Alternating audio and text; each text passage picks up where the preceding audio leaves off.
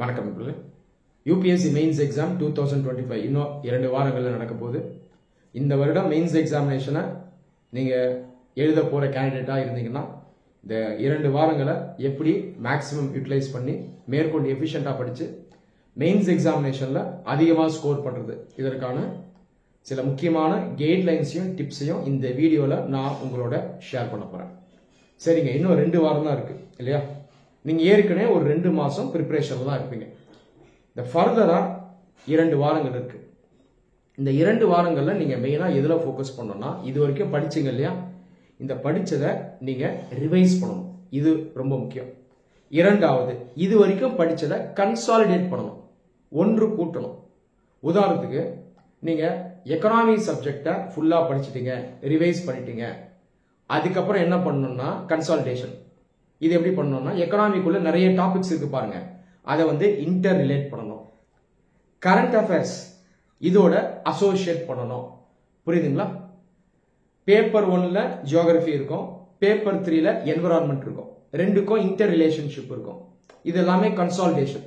அப்போ இனி நீங்க என்ன பண்ணணும்னா, உங்க மைண்டை அனாலிட்டிக்கலா மாத்தணும், பகுப்பாய்வு செய்ய ஆரம்பிக்கணும், டிஃப்ரெண்ட் சப்ஜெக்ட்ஸை ரிலேட் பண்ணணும், டிஃப்ரெண்ட் டாபிக்ஸை ரிலேட் பண்ணணும்.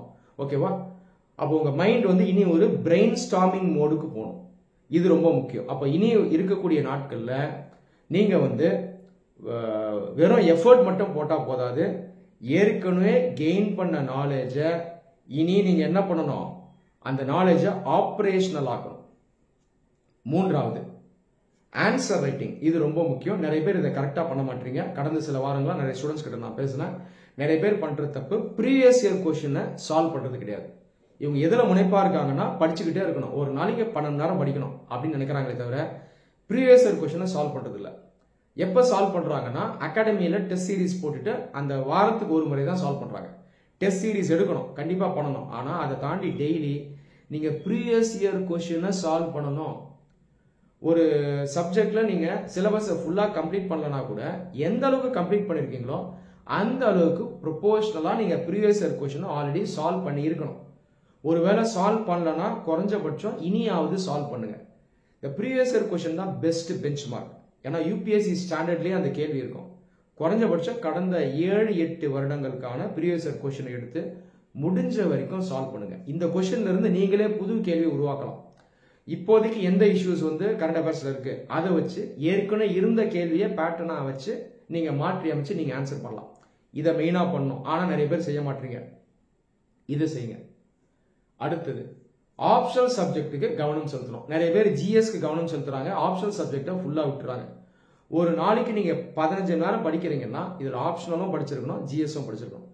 15 ஹவர்ஸ் இருக்குன்னு வைங்களேன், ஒரு 4 ஹவர்ஸ் ஆப்ஷனுக்கு ஒதுக்கி இருக்கணும். மிச்சம் இருக்க நேரத்தை ஜிஎஸ்க்கு ஒதுக்குங்க. இந்த மாதிரி படிங்க. யூனி டைமென்ஷனலா படிக்காதீங்க. நிறைய பேர் பண்ற தப்புன்னா ஒரே ஆக்டிவிட்டியை பண்றாங்க. சிலபஸ் முடிச்சதுக்கு அப்புறம் தான் ஆன்சர் ரைட்டிங் பண்ணுவேன் அப்படின்னு சொல்றாங்க. அல்லது ஜிஎஸ் முடிச்சதுக்கு அப்புறம் தான் ஆப்ஷன் எடுப்பேன்னு சொல்றாங்க. ஒரு சில பேர் ஆப்ஷன் முடிச்சதுக்கு அப்புறம் தான் ஜிஎஸ் எடுப்பேன்னு சொல்றாங்க. இந்த மாதிரி செய்யக்கூடாது. ப்ரிப்பரேஷன் இன்டெகிரேட்டடா இருக்கணும். சரியா? சரிங்க, நான் கொடுக்கிற இந்த ப்ரிப்பரேஷன் பிளானை ஒரு ப்ளூ பிரிண்டா வச்சு இனி வரக்கூடிய நாட்கள்ல ஒர்க் பண்ணுங்க. ஒரு நாளைக்கு ஒரு 16 மணி நேரம் படிக்க முயற்சி பண்ணுங்க. ஈஸியா பண்ணலாம். இந்த 16 ஹவர்ஸ்ல சின்ன சின்ன பிரேக் எல்லாம் எடுக்கலாம். ஒட்டுமொத்தமா 16 ஹவர்ஸ். இந்த 16 ஹவர்ஸை எப்படி பிரிக்கணும் அப்படின்னா, 4 ஹவர்ஸ் ஆப்ஷனல் சப்ஜெக்ட்டுக்கு ஒதுக்கிறீங்க, மிச்சம் 12 ஹவர்ஸ் ஜிஎஸ்க்கு ஒதுக்கிறீங்க. உங்க ஆப்ஷன் சோஷியாலஜின்னு வைங்களேன், நீங்க இந்த 4 ஹவர்ஸை சோஷியாலஜிக்கு ஒதுக்கணும். ஆப்ஷனல் ஆல்மோஸ்ட் நீங்க முடிச்சிருப்பீங்க இந்த டைம்ல. ஒருவேளை முடிக்கலனா கூட மிச்சம் இருக்க சிலபஸ் முடிங்க. ஆனா ரிவிஷனை ஸ்டார்ட் பண்ணிடணும். தொடர்ந்து ரிவைஸ் பண்ணிட்டே இருக்கணும். இந்த 4 ஹவர்ஸ்க்குள்ளே ஆன்சர் ரைட்டிங்கை பண்ணிடணும். குறைஞ்சபட்சம் ½ அன் ஹவர் ஆன்சர் ரைட்டிங் பண்ணணும். டெஸ்ட் அகாடமியில் எடுக்கிறீங்கன்னா கூட அன்னன்னைக்கு குறைஞ்சபட்சம் ஒரு 4 ஆன்சர் ஆகுது ப்ரீவியஸ் இயர் கொஸ்டின் பண்ணணும். இதை 4 ஹவர்ஸ்ல முடிங்க. ஆப்ஷன் நீங்க டச்ல இருந்துகிட்டே இருக்கணும். ஆப்ஷன் ரொம்ப ஃபோக்கஸ்டா படிப்பீங்க. இதுல ரிவார்டும் அதிகம். ஆப்ஷனல்ல மற்ற கேண்டிடேட்ஸை கம்பேர் பண்ணும்போது அதிக எட்ஜ் காட்டலாம். சரி, இப்போ மிச்சம் 12 மணி நேரம் இருக்கு. இது எப்படி பிரிக்கணும்னா, ஒரு 3 ஜிஎஸ் சப்ஜெக்ட்ஸை நீங்க ஒரே நாள்ல படிக்கணும். இந்த டைம்ல பண்ணலாம். ஏன்னா இந்த டைம்ல மெயினா ரிவிஷன் மோட்ல தான் இருப்பீங்க. அதனால 3 சப்ஜெக்ட்ஸ் நீங்க எடுத்துங்க. உதாரணத்துக்கு ஹிஸ்டரி, பாலிட்டி, சயின்ஸ் அப்படி எடுத்துக்கலாம். அல்லது ஜியோகிரபி, இன்டர்நேஷனல் ரிலேஷன், சொசைட்டி, உங்க இஷ்டம் தான். 3 சப்ஜெக்ட்ஸ் மிக்ஸ் பண்ணுங்க. 3 ஹவர்ஸ் 3 ஹவர்ஸ் 3 ஹவர்ஸ். இந்த 3 ஹவர்ஸ் ஸ்கூல்லையே இந்த ஜிஎஸ் சப்ஜெக்ட்க்கும் அப்படியே ஆன்சர் ரைட்டிங் பண்ணிடணும். எப்படி ஆப்ஷன் பண்றீங்களோ அதே மாதிரி இந்த ஜிஎஸ் சப்ஜெக்ட்க்கும் பண்ணணும். இதை தாண்டி இந்த ஓவரால் ப்ரிப்பரேஷன் பிளான்ல நடுவில் எப்பெல்லாம் போர் அடிக்குதோ என்ன பண்ணலாம்னா, இந்த கம்பல்சரி பேப்பர் இருக்கு பாருங்க. ஜெனரலா தமிழ்நாட்டில் தமிழ் தான் நீங்க எடுத்துருப்பீங்க. இதனுடைய ப்ரீவியஸ் இயர் கொஸ்டினும் எடுத்து சால்வ் பண்ணுங்க. ஒரு நாளைக்கு ஒரு 20 மினிட்ஸ் குறைஞ்சபட்சம் ஸ்பெண்ட் பண்ணுங்க. சில பேர் இதற்கு முக்கியத்துவம் தர்றதில்ல, நிறைய பேர் ஃபெயில் ஆயிடுறாங்க. ஒட்டுமொத்தமா மெயின்ஸ்ல நல்லா பண்ணி கம்பல்சரி பேப்பர்ல ஃபெயில் ஆகிறவங்களாம் இருக்காங்க. குறைஞ்சபட்சம் 20 நிமிடங்கள் நீங்க என்ன பண்ணணும்னா, ஒரு தமிழ் நியூஸ் பேப்பர் வாங்கி படிங்க, அல்லது தமிழ் புக் வீட்டில் இருந்தா படிங்க. ஸ்கூல் லெவலில் தான் கேள்விகள் வரும், தொடர்ந்து படிச்சுக்கிட்டே இருக்கணும். இதோட சேர்ந்து எழுதி பார்க்கணும். ஓகேவா? ப்ரீவியஸ் இயர் கொஸ்டின்ஸை சால்வ் பண்ணுங்க. இந்த ஆக்டிவிட்டி ரொம்ப முக்கியம். அடுத்து ஸ்பெசிபிக் சப்ஜெக்ட்ஸ் கூட எப்படி ஒரு சில ஸ்பெசிபிக் சப்ஜெக்ட்ஸை அணுகணும் அப்படின்னு சொல்றேன். எந்த சப்ஜெக்ட்ஸ்ல நீங்க மேற்கொண்டு ஃபேக்சுவலா நிறைய படிக்கிற மாதிரி இருக்கும்னா, ஹிஸ்டரி, ஜியோகிராஃபி. இந்த நேரத்தில் இதுக்கு மட்டும் ஃபேக்சுவலா இம்பார்ட்டன்ஸ் கொடுங்க. அதாவது மனப்பாட ரீதியா நீங்க அதிகம் படிக்கிறது இந்த 2 சப்ஜெக்ட்ல தான் இருக்கும். மற்ற சப்ஜெக்ட்ஸ் எல்லாம் பாத்தீங்கன்னா புதுசா நீங்க நிறைய படிக்கிற மாதிரிலாம் இருக்காது. ஒரு வருஷம் நீங்க படிக்கும் போது பிரிலிம்ஸ்க்கும் மெயின்ஸ்க்கும் சேர்த்து தான் படிச்சிருப்பீங்க. கிட்டத்தட்ட 70% மெயின்ஸ்க்கான நாலேஜ் ஆல்ரெடி கெயின் பண்ணிருப்பீங்க. Society, international relations, science, economy, polity, இதெல்லாம் புதுசா நிறைய படிக்காதீங்க. படிச்சதை தொடர்ந்து ரிவைஸ் பண்ணிக்கிட்டே இருக்கணும். அதோட சேர்ந்து ஆன்சர் ரைட்டிங் பண்ணணும். எத்திக்ஸ் பொறுத்த வரைக்கும் மைண்டை ரீஓரியன்ட் பண்ணணும். இங்க மைண்ட் அனாலிட்டிக்கலா வைக்கணும், டைனமிக்கா இருக்கணும். மற்ற ஜிஎஸ் பேப்பர்ஸ் மாதிரி எழுதக்கூடாது. எத்திக்ஸ், இன்டெகிரிட்டி அண்ட் ஆப்டிடியூட் இதை வச்சு தான் எழுதணும். சிலபஸை ஃபுல்லாக கோ த்ரூ பண்ணுங்க. அந்த சிலபஸ்லேயே முக்கியமான எத்திக்கல் டேர்ம்ஸ்லாம் இருக்கு, அதோடைய அர்த்தம் உங்களுக்கு தெரியணும். நோட்ஸ் எடுத்து வச்சுக்கோங்க. சிம்பிள் எக்ஸாம்பிள்ஸோட நோட்ஸ் எடுத்து வச்சுக்கோங்க. ஏதாவது ஒரே ஒரு மார்க்கெட் புக்கை வாங்கி நீங்க படிச்சிருக்கணும். எத்திக்ஸ்க்கான கைடன்ஸ் வீடியோவை நம்ம சேனலில் கொடுத்துருக்கேன், அந்த வீடியோவை பாருங்க. எத்திக்ஸ் வந்து ஹைலி ரிவார்டிங். நீங்க நிறையலாம் படிக்கக்கூடாது, அளவா படிக்கணும், ஆனால் டீப்பா படிக்கணும். மைண்டை ரீஓரியன்ட் பண்ணி எத்திக்ஸ் பாயிண்ட் ஆஃப் வியூல எழுதணும். இதுதான் எத்திக்ஸ் பேப்பர். இதை செய்யறவங்க நல்ல மார்க் எடுப்பாங்க. அடுத்து எஸ்ஏ. எஸ்ஏவை ஜெனரலிஸ்டா அணுகணும், பொதுவாக அணுகணும். ஒரே ஒரு சப்ஜெக்ட் நாலேஜ் வச்சு எழுதக்கூடாது. இந்த மாதிரி எழுதுறவங்களுக்கு மார்க் குறையும். சில பேர் ஆப்ஷனல் சப்ஜெக்ட்ல படிச்சதெல்லாம் உள்ள எழுதுவாங்க, ஆனா இப்படி எழுதக்கூடாது. ஜெனரலிஸ்டா எழுதணும். பல்வேறு கோணங்கள் எழுதணும். Socio cultural, economic, political, agriculture, international, individual, இந்த மாதிரி பல்வேறு கோணங்களை பிடிச்சி எழுதணும். அதே போல எஸ்ஏவை எப்படி ஸ்ட்ரக்சர் பண்ணணும்னு பார்த்தீங்கன்னா, ஒரு ப்ராப்பர் ஃப்ளோ இருக்கணும். இதுக்கு யூபிஎஸ்சி வெயிட்டேஜ் கொடுப்பாங்க. டாபிக் கோரை விட்டு விலகி போகக்கூடாது. ஸோ இதெல்லாம் ரொம்ப முக்கியம். அதை தாண்டி எஸ்ஏவை வெர்டிகலா டிவைட் பண்ணுங்க. ஒரு 2 பேஜ் ஸ்டார்டிங்ல இன்ட்ரடக்ஷன், அந்த டாபிக்னுடைய ரெலவன்ஸை பத்தி நீங்க எழுதணும். அடுத்தது சிக்னிஃபிகன்ஸ், அது ஒரு 3 பேஜ். அதுக்கப்புறம் critical analysis, drawbacks, problems, negatives, இதெல்லாம் அதில் எழுதணும். கடைசி 2 பேஜ்ல உங்களுடைய ஓன் சொல்யூஷன்ஸ் தாங்க. நீங்க இது வரைக்கும் சிந்திச்சு வச்சிருக்கக்கூடிய விஷயங்களை நீங்க சொல்யூஷன்ஸா தரலாம், வே ஃபார்வர்டா தரலாம். இது எஸ்ஏ. எஸ்ஏல நீங்க தொடர்ந்து ஆன்சர் ரைட்டிங் பிராக்டிஸ்ல ஈடுபட்டு வரணும்.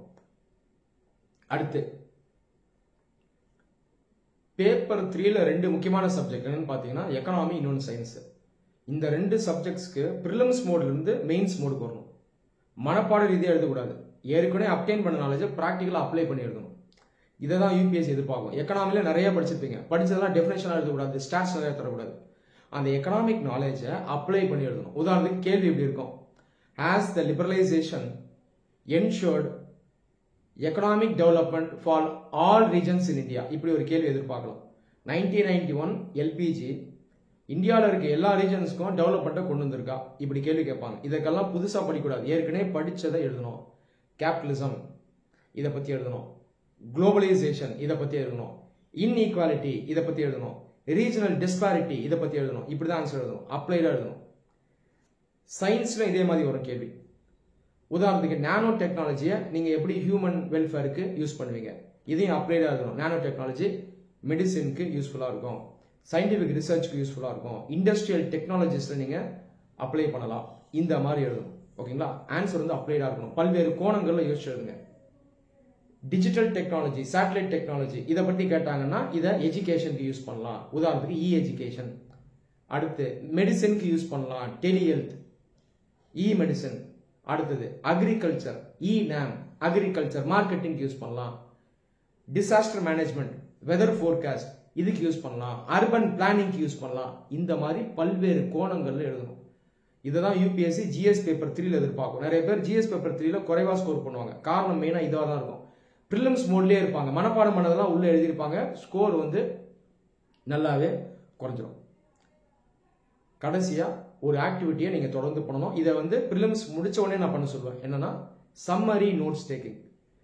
சிலபஸில் இருக்கிற முக்கியமான டாபிக்ஸில் நீங்களே நோட்ஸ் எடுக்கணும். எதுவும் புதுசாக மெட்டீரியல் வாங்கி ரெஃபர் பண்ண வேணா, ஏற்கனவே மைண்டில் இருக்க நாலேஜை ரிகலெக்ட் பண்ணி நோட் புக்கில் நோட்ஸாக எடுத்து வைக்கணும். இது வந்து ஒரு முக்கியமான ப்ராக்டிஸ். இதனால ஸ்கோர்ஸ் வந்து நல்லாவே அதிகமாகும். ட்ரஸ்ட் மீ, நிறைய ஸ்டூடெண்ட்ஸ் இதை பண்ணி நல்ல ஸ்கோர் பண்ணியிருக்காங்க, நல்ல ரேங்க் எடுத்திருக்காங்க. இதை ஏன் நான் சொல்றேன்னா, நீங்க எல்லாருமே எல்லாத்தையும் படிச்சிருப்பீங்க. 12,000 பேர் மெயின்ஸ் எழுதுறாங்கன்னா 3000 பேர் இன்டர்வியூ போவாங்க. இந்த 3000 பேர் பார்த்தீங்கன்னா ஸ்ட்ராங் கேண்டிடேட்ஸ். 3000 பேரும் எல்லாத்தையும் தான் படிச்சிருப்பாங்க. ஆனால் எல்லாராலையும் அந்த கேள்வியை கரெக்டாக புரிஞ்சு அதற்கான பாயிண்ட்ஸ் எழுத முடியாது. மைண்டில் இருக்கும், அந்த நேரத்தில் வராது. அப்போ என்ன பண்ணணும்னா, முதல்லயே நோட்ஸாக கிறிஸ்பாக எடுத்து வச்சிடணும் முக்கியமான பாயிண்ட்ஸ். அப்போ கேள்வி எப்படி கேட்டாலும் ரெடிமேடாக அந்த நோட்ஸ்ல இருந்து பாயிண்ட்ஸ் எடுத்து அழகாக எழுதலாம். இதுதான் இந்த சம்மரி நோட்ஸ் டேக்கிங். இதை தொடர்ந்து பண்ணிக்கிட்டே வாங்க. ஓகேவா? ஸோ இந்த ஆக்டிவிட்டி எல்லாத்துலேயும் கவனம் செலுத்துங்க. புதுசாக நிறைய ஸ்டடி மெட்டீரியல் வாங்கி போடாதீங்க. இன்டர்நெட்டை யூஸ் பண்ணுங்க. ஒரு சில ஏரியாஸ்க்கு மட்டும் அதை ரெஃபரன்ஸாக யூஸ் பண்ணுங்க. நிறையா படிக்காதீங்க. சைபர் செக்யூரிட்டி, இன்டர்னல் செக்யூரிட்டி, இதற்கெல்லாம் பார்த்தீங்கன்னா இன்டர்நெட்டை யூஸ் பண்ணலாம். ஆனால் அளவாக படிக்கணும். போதுமான அளவு நோட்ஸ் எடுத்துகிட்டு வந்துடணும். அதை தாண்டி ரொம்ப மனப்பாடம் பண்ணக்கூடாது. இப்போ இன்டர்னல் செக்யூரிட்டியில் பார்த்தீங்கன்னா செக்யூரிட்டி ஏஜென்சிஸ் அந்த மேண்டேட்னு இருக்குது. சிஆர்பிஎஃப், பிஎஸ்எஃப் இதெல்லாம் இருக்குது. படிங்க, பிரீஃபாக படிங்க. ரொம்ப உள்ளே போகாதீங்க. எந்த வருஷம் ஆரம்பித்தாங்க, எங்கே ஃபர்ஸ்ட் ஆப்ரேஷன் நடத்தினாங்க, ஆஃபீஸர் பேர் என்ன, இதெல்லாம் நமக்கு வேணாம். அவங்க மேண்டேட் என்ன, அதான் கேள்வி கேட்குறாங்க. மேண்டேட்னா என்ன அர்த்தம், அவங்களுடைய அதிகாரம் என்ன, அவங்களுடைய டியூட்டி என்ன செய்கிறாங்க, இதை தெரிஞ்சுக்கிட்டா போதும். இதை வந்து கான்செப்ஷுவலாக நீங்கள் ஆன்சர் பண்ணணும். இந்தியாவில் இருக்க இன்டர்னல் செக்யூரிட்டி சேலஞ்ச் என்ன, separatism, insurgency, religious fundamentalism, separatism, Naxalism. So இந்த சேலஞ்சஸை எப்படி இந்த ஃபோர்ஸஸ் வந்து டேக்கிள் பண்ணுறாங்க, எந்தெந்த ஃபோர்ஸ் எந்தெந்த ரீஜனில் இருக்குது, இப்படி தான் நீங்கள் புரிஞ்சுக்கிட்டு ஆன்சர் எழுதணும். ஓகே ஃப்ரெண்ட்ஸ், நான் உங்களோட இப்போ ஷேர் பண்ண இந்த கைட்லைன்ஸையும் டிப்ஸையும் முடிஞ்ச வரைக்கும் அப்ளை பண்ணுங்கள். மித்ஸை நம்பாதீங்க. உங்களுடைய ஓன் ஸ்டைல்லே ப்ரிப்பேர் பண்ணுங்கள். அதில் முடிஞ்ச வரைக்கும் உங்களை ஸ்ட்ராங் ஆக்குங்க. எஸ்ஏ பேப்பரில் நிறைய கோட்ஸ் எழுதணும்னு சொல்லுவாங்க, இதெல்லாம் மித்துங்க. கோட் ஞாபகம் இருந்தால் எழுதுங்க, இல்லை விட்டுருங்க. கோட் முக்கியம் இல்லை, கண்டென்ட் முக்கியம். அதில் தேவைப்பட்டால் கோட்ஸ் எழுதலாம். மெயின்ஸ் எக்ஸாம் ஒரு பேப்பரையும் முடிச்சாலே போதும் செலெக்ஷன் சொல்லுவாங்க. எல்லாரும் முடிக்கிறது தான் போகிறோம். முடிஞ்ச வரைக்கும் எல்லா கேள்வியும் ஆன்சர் பண்ணணும். ஆனால் முடிஞ்ச வரைக்கும் எல்லா கேள்வியும் குவாலிட்டேட்டிவாக ஆன்சர் பண்ணணும். இதுதான் லாஜிக். ஓகேவா? அதனால் மித்ஸை நம்பாதீங்க. நீங்கள் கரெக்டாக படிச்சீங்கன்னா உங்களுக்கே தெரியும் எது ப்ராக்டிக்கல் எது நாட் ப்ராக்டிக்கல்ன்றது உங்களுக்கே தெரிஞ்சிடும். உங்களை நம்புங்க, தொடர்ந்து கான்ஃபிடென்ட்டாக படிங்க, இந்த ஹோம்ஒர்க்கை பண்ணுங்க. மெயின்ஸ் எக்ஸாமினேஷனில் நல்லா ஸ்கோர் பண்ணி ஒரு நல்ல ரேங்கை வாங்க.